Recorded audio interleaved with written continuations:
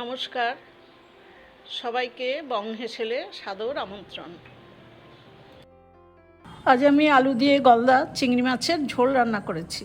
ঠিক মালাইকারি নয়, আবার মালাইকারির মতো নারকেলের দুধ দিয়েই আমি এই গ্রেভিটা বানিয়েছি। একদমই টাটকা চিংড়ি আর তার সাথে নতুন আলু।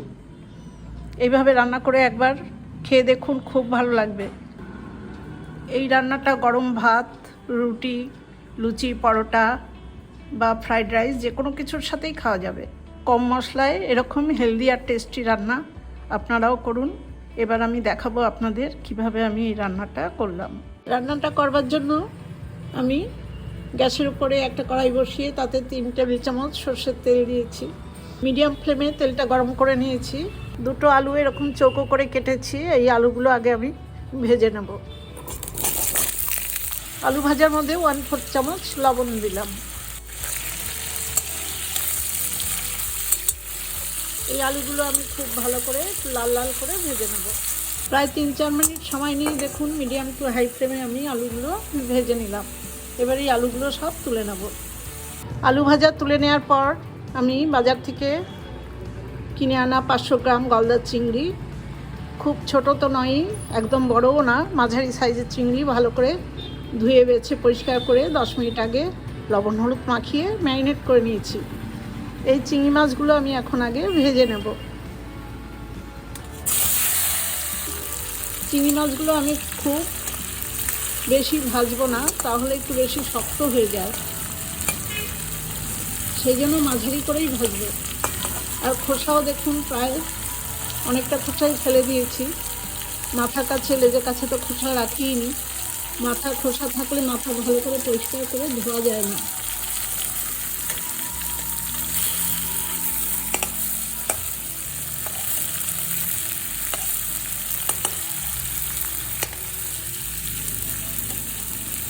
মিডিয়াম টু হাই ফ্লেমে আমি মাছগুলো একটু হালকা করেই ভাজবো।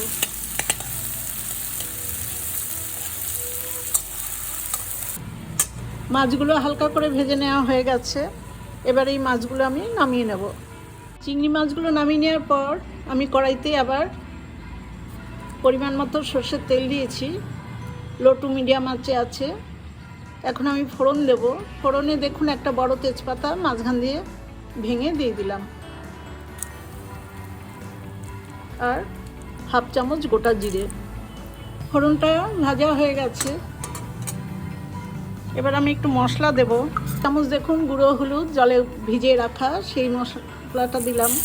আর 1 চামচ আদা আর শুকনো লঙ্কা বাটা।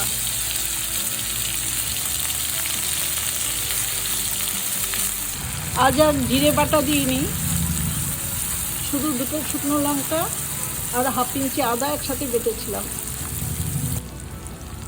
মশলার বাটিটা ধুয়ে জল দিয়ে দিলাম।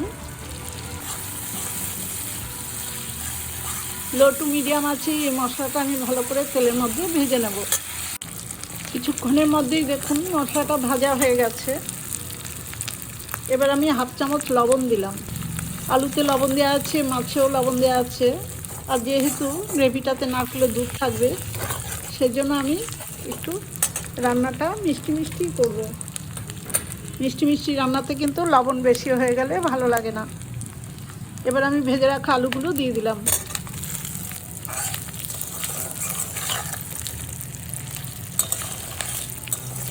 আলুর সাথে মশলার সাথে খুব ভালো করে মিশিয়ে দিলাম। আর আমি খুবই কম মশলা দিয়েছি। এবার একটা ছোট সাইজের নারকেলের আমি দুধ বার করে রেখেছি, সেই দুধটা দিয়ে দেবো।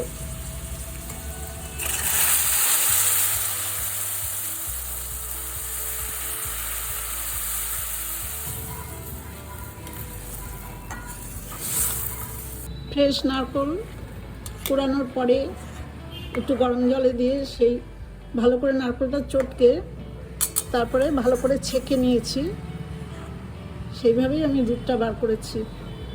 এবার মিডিয়াম ফ্লেমে এই ঝোলটা একটু ফুটিয়ে নেব। 3-4 মিনিট মতো ফুটিয়ে নিয়েছি। দেখুন আলু একদম সেদ্ধ হয়ে গেছে। 2টো কাঁচা লঙ্কা মাঝখান দিয়ে ভেঙে এর মধ্যে দিয়ে দিলাম। আর ভেজে রাখা চিংড়ি মাছগুলোও দিয়ে দেবো।